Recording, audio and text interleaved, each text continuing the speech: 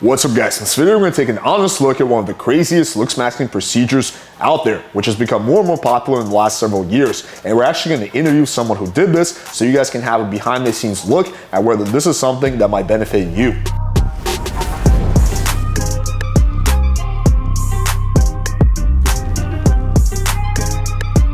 Alright, so if you haven't figured it out yet, I'm talking about height increasing surgery. And I'll be honest, when I first heard about this, I thought it was insane. It's like, what kind of a crazy person does this? But then I realized that I'm coming from a pretty privileged position. You know, I'm 5'11", slightly above average height. If I was 5'3", 5'4", I might think totally differently, right? Because height definitely matters when it comes to your attractiveness to women. So I went into this analysis with an open mind. Also, make sure you guys watch until the end because I actually interviewed someone who did this procedure so you guys can have behind the scenes look at what this is like. Anyway, let's take a look at this video which kind of explains it. It's called Man Gets Limb Lengthening Surgery to Be Taller, and it had 2.2 million views. He's a good-looking guy, but has always wanted to be taller. Now he's getting his chance thanks to groundbreaking limb lengthening surgery, and we were there as he was rolled into the OR.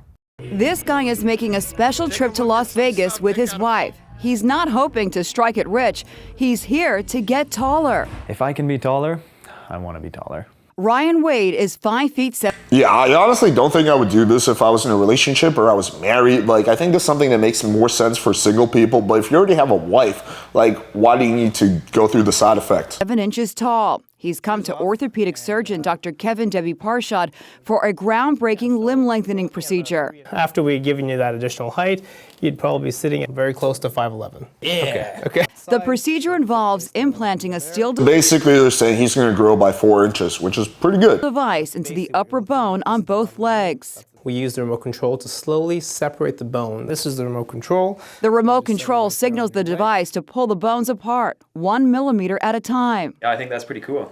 The body makes new bone to fill in the gap. So I push this button and then what happens? Once you push the button, then that's when you start growing. Awesome. The cost? A whopping $75,000. I've got another 70 years left on. I've heard prices ranging from $40,000 to $100,000, so that seems to be kind of right down the middle. This planet, and I want to enjoy it to the full extent. And this is something since I've been 14 that I've always wanted to do. $75,000 towards getting tall. I'm picking. But the real question, is this going to make you happier, right? There's a very interesting book called Psycho-Cybernetics, and talks about people who do plastic surgery still have all the same issues because the inner image is still that of a short guy or still that of an ugly person. So again, I think if he was a single guy trying to pick up women, you know, there might be some benefit to it, right? But if he's already married, like, is it actually going to increase his happiness? I don't know. Getting taller all the way.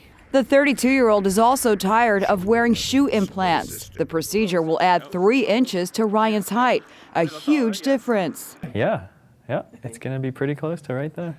Being taller than my wife is going to be, it'll be a treat. At Sunrise Hospital and Medical Center, Teresa is confident. I think he'll do great. On his way to the OR, Ryan gets a good luck kiss.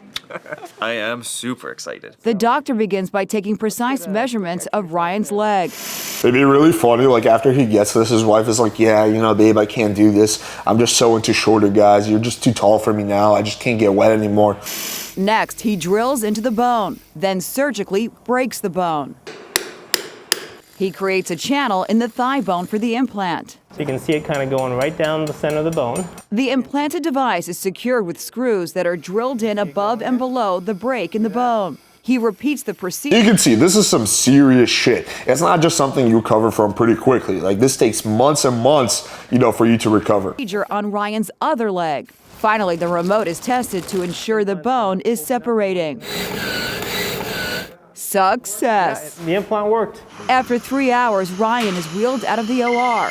Dr. Parshad has good news. So everything went very well? Bend that knee. Now, 3 months of grueling physical therapy begins. That's stiff. Ryan's muscles need to be stretched as his bones grow. It's hard work. It was the most painful thing that I've ever gone through in my life. David Wilson of Los Angeles had the same procedure last year. He was 5'7" and was stretched 2 inches to 5'9". Oh, that kind of sucks. Like, 2 inches is not as significant. I mean, it's something, but 3.5, 4 inches, okay, I can see logic in that. But this dude got gypped if he only got 2 inches. As my legs got longer, I needed to extend my seat back further so I could have this adjustment room right here. It was kind of cool. And he has encouraging words for Ryan. You're gonna get back to normal pretty darn quick with this type of device and this technology. It's amazing. Just 24 hours after surgery, Ryan is taking his very first Well, it's not pretty darn quick. It's about 6 months or so. steps and feels he's on his way to walking tall. The procedure does not come cheap. The cost a whopping $75,000. I.e., only upper middle class people can do this. All right, so next we're gonna play highlights from the interview I did with a guy who did the same surgery. All right, guys, so we're here with Jordan who got the limb lengthening surgery. So we're gonna interview him about his experience so you guys can have a first-hand account. All right, Jordan, so when did you get the surgery? So my surgery date was on the 19th of September, 2022. Okay, so 9 months. And talk about what's been happening during those 9 months. Yeah, so the first 3 months, I used a lengthening device basically to gain 7.85 millimeters over an 80-day period. For the next 3 months, I went home and I found a physiotherapist near my house. I went to physiotherapy 2 to 3 times a week, worked on strengthening exercises. I used their anti-gravity treadmill. And then ever since then, in the last 2 months or so, I've been using my treadmill at home. I've been fully weight bearing, haven't been going to the gym, haven't really resumed sprinting, but I've been jogging and I'm trying to start running at full speed within a year, the recovery process. So I was about 5'9.5" prior to the surgery. Okay. And how bad was the recovery process? Like, how much pain were you in? How frustrating was it? The most frustrating period of the recovery, I would say, was the first week after the surgery, because I was getting like these frequent nerve pains and I couldn't really get up from the couch where I was sitting. So I was like completely debilitated basically. And I needed to pay like a nurse like $150 like to come in and, feed me and pick up my water bottles that I used to urinate in. So Oh wow. So how long could you not walk for? so no, I actually was given a walker like right after the surgery. So I was able to walk, but I guess it was just so painful for me to actually get up from the couch that I was kind of afraid. And, the pain would only last for 1 or 2 seconds, but it still prevented me. And then what about now? Do you have any more pain? Is there any kind of issues that you have now, 9 months later? There's no pain. Like, I don't wake up with pain. However, I'm still not like my calves, obviously, since I was immobile for a very long time, or since I was using a walker, right? I wasn't obviously using my leg muscles. So they kind of atrophied and I'm not as strong as I was. And I still feel, I wouldn't call it pain, but I feel a sensation in my hip when I'm going up the stairs. So I have to work on that, but it's much better for sure. How long were you immobile for? Like, how long did you need the walker? So I think it was 5 months.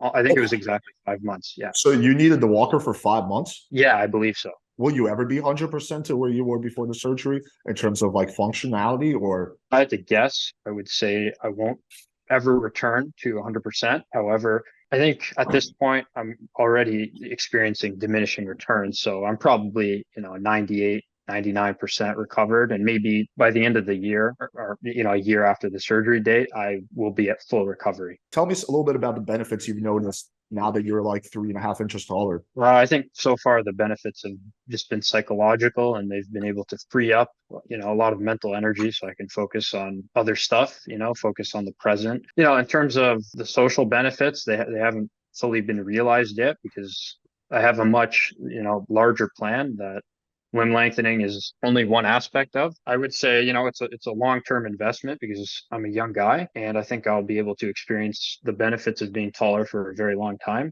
until, I start shrinking. I'm a little over 6 foot, so I definitely am taller than maybe 70-80% of men I see outside. How much did the surgery cost, start to finish? Start to finish. So you want me to include like traveling expenses and just like everything that's associated with this operation. I think it was like 63 Canadian. 63,000. So that'll be about 50,000 American or something like that, right? All right. So in conclusion, what do I think about this? Like I said, when I first learned about it, I thought it was extremely crazy, and I still think it's kind of crazy. But I have to acknowledge the fact that, again, I'm a little bit on the taller side. If I was 5'3", 5'4", I might think totally differently. But one interesting thing to observe, it seems that it's not super short guys who are doing this, but it's guys who are like average height. The guy that we interviewed was about 5'10" or 5'9" before he did this, right? Which to me makes no sense. But again, to him, I guess it was something that was going to help him, or at least he thought so.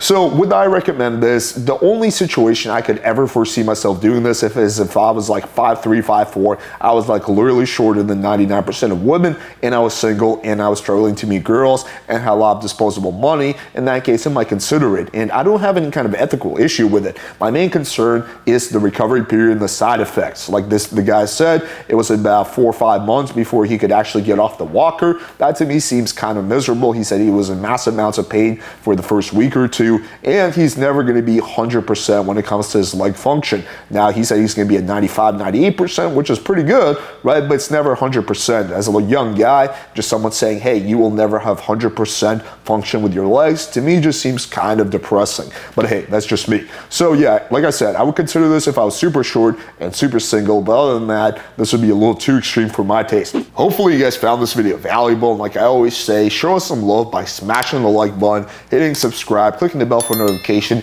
and sharing this with a few friends. Also, make sure you guys check out our free Tinder ebook, link in the description below. Thank you guys for watching, and until next time.